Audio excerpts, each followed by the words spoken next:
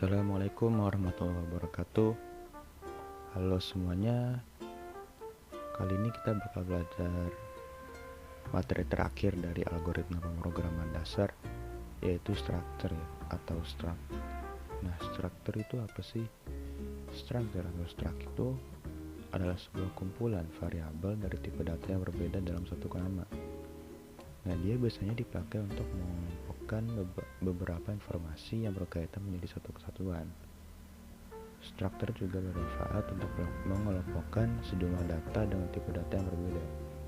Jadi simpelnya itu struct itu dia seperti objek, tapi bukan objek. Struct itu dia tipe data yang dapat menampung beberapa tipe data lainnya. Seperti array tapi bukan array juga. Nah, di sini ada struct mahasiswa gitu. Nah, mahasiswa itu punya apa aja sih di dalamnya gitu. Mahasiswa itu kan dia punya komponen-komponen lain gitu, kayak nama, terus mahasiswa juga punya NPM. Selain itu mahasiswa juga dia punya umur juga kan. Nah, ini tuh bisa dibilang komponen dari mahasiswa atau tipe data variabel yang disimpan di dalam struct mahasiswa. Dan ini dia itu masih sebuah struct, belum bisa dipanggil. Nah, gimana cara memanggilnya? Nah, kita pertama definisiin atau deklarasi variabel structure dulu. Nama juga variabel struct gitu. Pasti harus didefinisiin variabelnya. Nah, buat definisiin variabelnya bisa seperti ini ya. Nama structnya, spasi, lalu nama variabelnya. Nah, ini bebas ya, nggak harus MHS1, mau MHS2, MHS3, atau MHS huruf gede semua, atau MHS M gede, itu bebas, senyaman kalian. Lalu gimana caranya kita buat akses misalkan namanya atau NPM atau umur? Cara aksesnya gampang, kalian tinggal panggil aja nama variabelnya MHS, lalu dot nih ya, digabung menggunakan operator dot, nama variabel yang ada di dalam structnya gitu. Kayak misalkan mau akses namanya, ya udah MHS1 dot nama.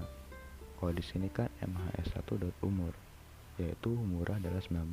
Nah, nanti saat isi out MHS1 dot umur, dia bakal keluar 19. Nah, di sini ada contoh ya. Ada contoh satu, bisa kalian coba nanti buat modulnya juga nih, bakal ditaruh di dalam deskripsi ya. Jadi tenang aja, ini bisa di copy aja nih ya, bisa dicoba di rumah juga.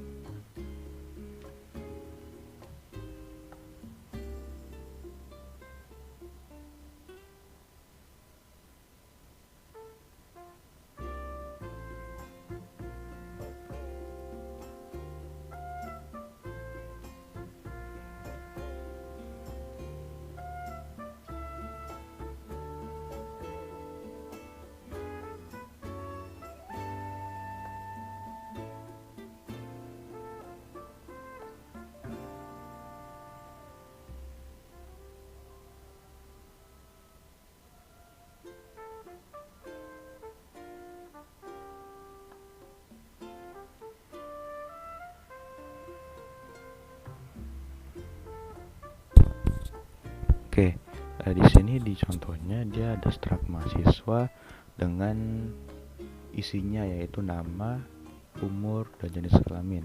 Dan masing-masing komponennya itu atau variabelnya dia dideklarasi dengan tipe data yang berbeda ya. Lalu di sini dipanggil mahasiswa MHS1. Jadi struct mahasiswa ini dideklarasi sebagai MHS1. Lalu kita berikan input output ya. Sini disuruh masukin nama lengkapnya, lalu getline ini dia sama dengan sein, tapi dia lebih enak lagi gitu. Kita bisa menginputkan misalkan nama lengkap kita gitu. Kalau pakai sein kan kita cuma bisa input nama depan kita atau nama tengah kita doang atau nama belakang doang. Nah kalau getline kita bisa menginputkan beberapa kata di dalam inputannya. Nah di sini buat nampung nilai namanya itu dia menggunakan mhs.nama, menggunakan struct mhs1 dan komponen namanya atau variabel namanya. Begitu juga dengan umur, jenis kelamin. Nah lalu dicetaklah di sini nama umur. Untuk jenis kelamin dia digunakan if else lagi untuk mengecek apakah dia laki-laki atau perempuan ya. Jadi kurang lebih seperti itu untuk outputnya.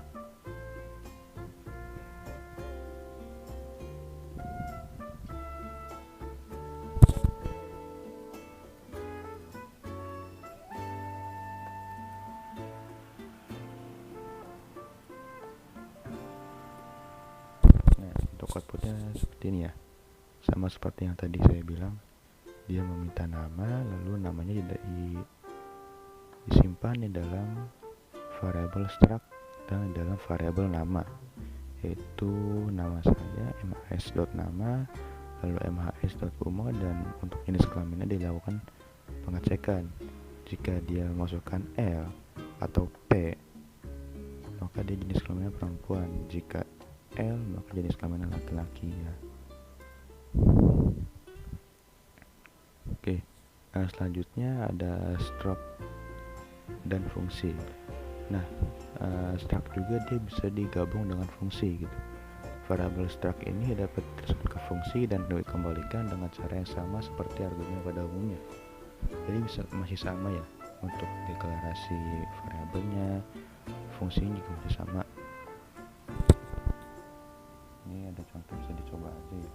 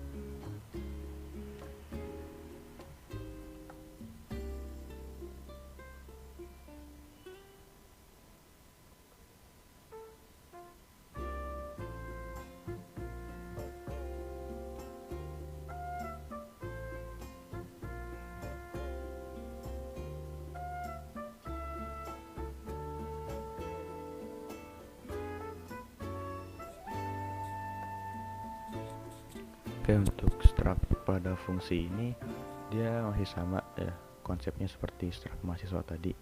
Dia membuat satu struct namanya warnet, dan di dalam warnetnya dia bakal ada nama, jam, dan harganya. Lalu di sini ada fungsi void ya, fungsi yang tidak mengembalikan nilai. Untuk struct ini sebenarnya bisa menggunakan fungsi yang mengembalikan nilai ataupun yang tidak mengembalikan nilai. Di sini contohnya bentuk fungsi yang tidak mengembalikan nilai. Lalu di sini ini nama structnya void display data, lalu parameternya nama structnya. Lalu di inmainnya kita deklarasi warnet sebagai w atau WRNT juga bisa ya, terserah kalian. Lalu di sini ada variable konstanta yaitu 1 hours atau 1 jamnya berapa gitu. Itu jaraknya misalkan 5000. Lalu disuruh masukkan nama lengkap yang bakal ditaruh di dalam struct w dan dalam variabel nama. Itu juga dengan jam, dan untuk harganya ada dikali ya, jam dikali 1 jam. Jadi berapa jam kalian main terus dikali dengan per jamnya. dikali dengan per jamnya ya. Lalu di sini ada memanggil fungsinya display data. Lalu di sini buat parameternya dia diberi variabel w, variabel ini ya, variabel restruct-nya. Lalu di sini ini kan dia belum cuma di deklarasi doang ya, belum dibuat logiknya. Nah, logiknya di sini dia cuma buat display data doang atau menampilkan data doang. Lalu di sini ada namanya disimpan dengan w name ya, seperti yang di sini jam dan harganya. Lalu nanti bakal tampil lah, misalkan kalian main sejam maka tampil 5.000, 2 jam 10.000 gitu.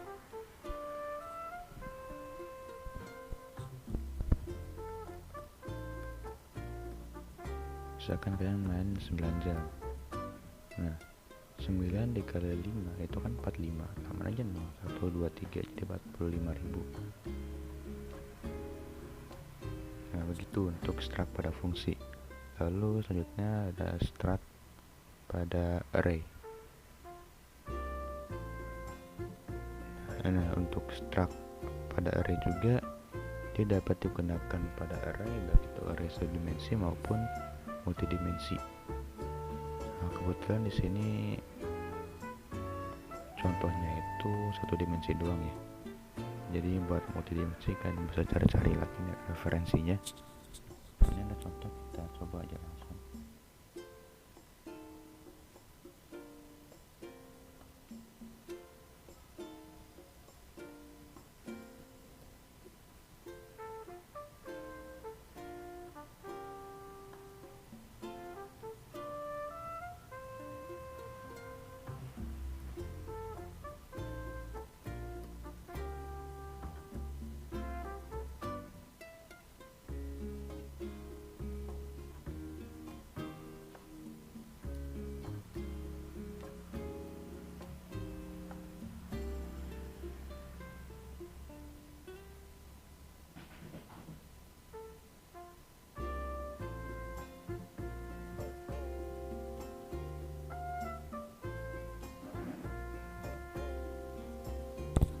Oke, sini udah ada komen ya, udah saya taruh komen biar nggak pusing lagi.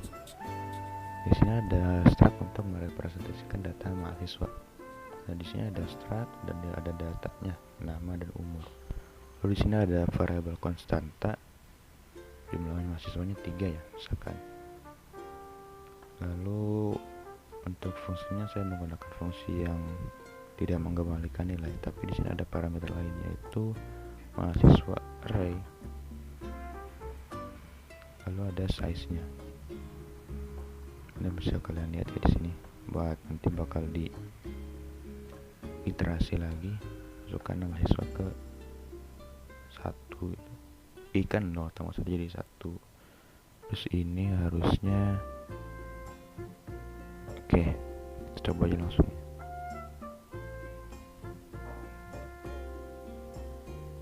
Kenapa nih?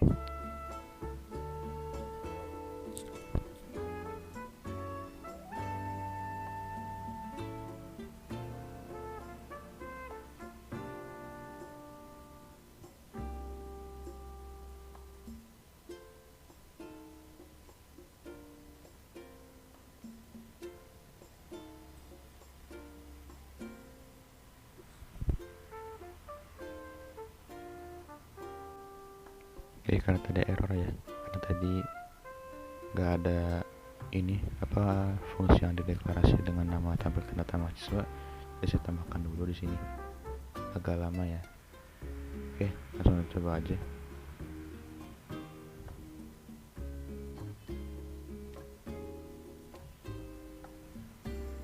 Masukkan mahasiswa ke 1. Di sini masih pakai sein, jadi ya sudahlah, nama depan saja. Umur mahasiswa ke 1, umurnya itu ada 19. Di sini dia diulang sebanyak in size.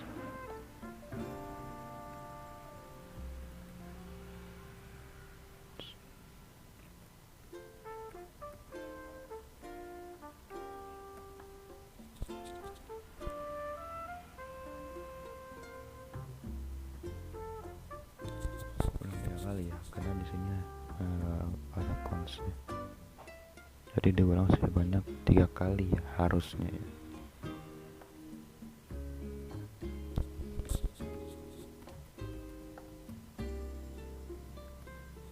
Ya benar 3 kali.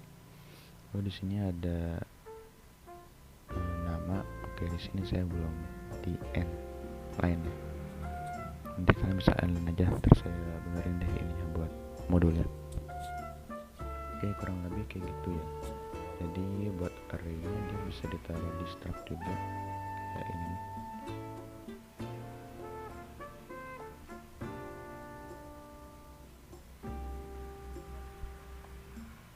Masukkan nama mahasiswa ke 1, ke 2, ke 3, ke 4 dan seterusnya tergantung nama mahasiswa ini.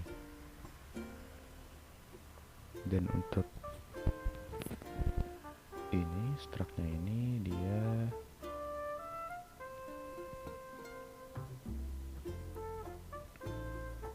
di inisialisasinya di sini ya, mahasiswa.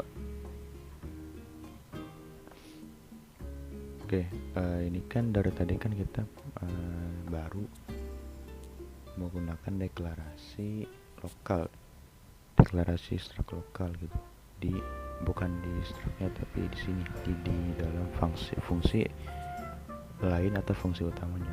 Nah, bagaimana kalau kita deklarasinya secara global biar kita pakainya, kita ngetik sekali tapi bisa dipakai berkali-kali di fungsi utama bahkan di fungsi yang lainnya juga.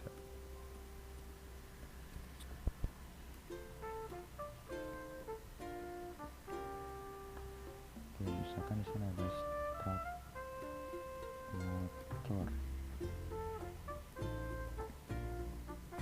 Di dalam motor dia pasti punya data nama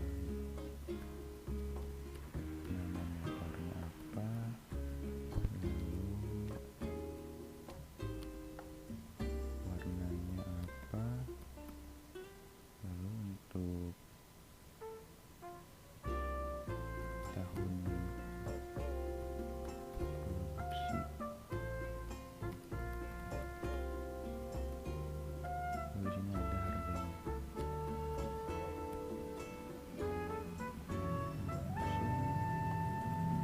Kalau tadi kan kita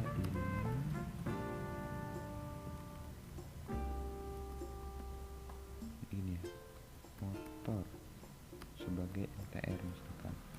Ini begini tadi, ini tuh masih lokal gitu kan. Kalau mau buat fungsi lagi di sini misalkan fungsi tampil motor, ini juga kan harus deklarasi lagi gitu, motor gitu. Jadi apa ya, bisa berkali-kali gitu deklarasinya dan capek juga kan. Nah caranya kita menggunakan struct dengan deklarasi global itu di sini nih. Ketika sudah selesai membuat struct di sini, nah di sininya kalian deklarasi langsung MTR.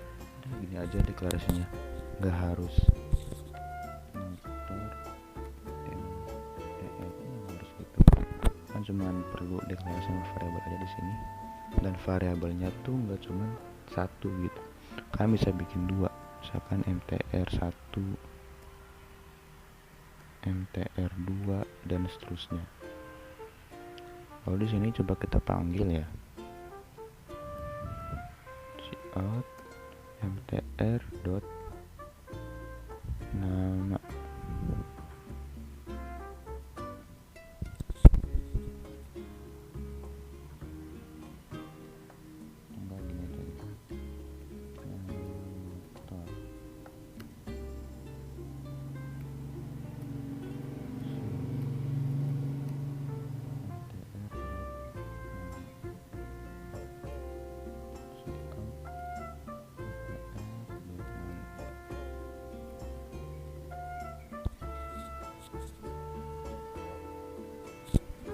Oke, ini kita jalankan dulu ya.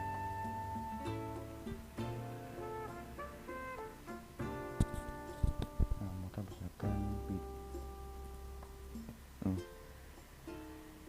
bisa gitu secara global. Jadi kalian nggak capek-capek ngetik ulang, nggak capek-capek deklarasi ulang gitu. Dan kalau misalkan pakai lokal itu kan dia rentan terhadap human error. Jadi ya untuk meminimalisir pakai yang global aja. Selain juga bisa tampilin warna, ruang produksi, harga ya sama kayak ini, nggak perlu dijelasin lagi. Nah, buat variabel MTR 1 dan MTR 2 itu juga bisa. Misalkan di sini kita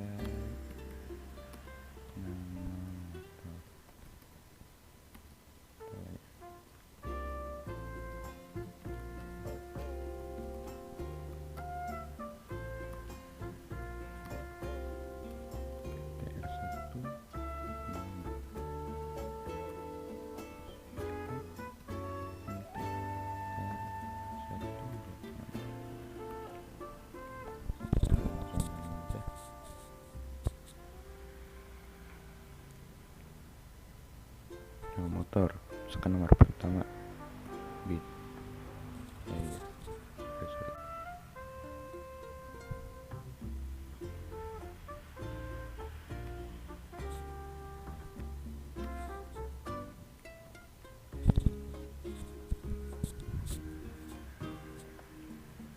motornya misalkan yang pertama itu bit ya, yang kedua misalkan CBR.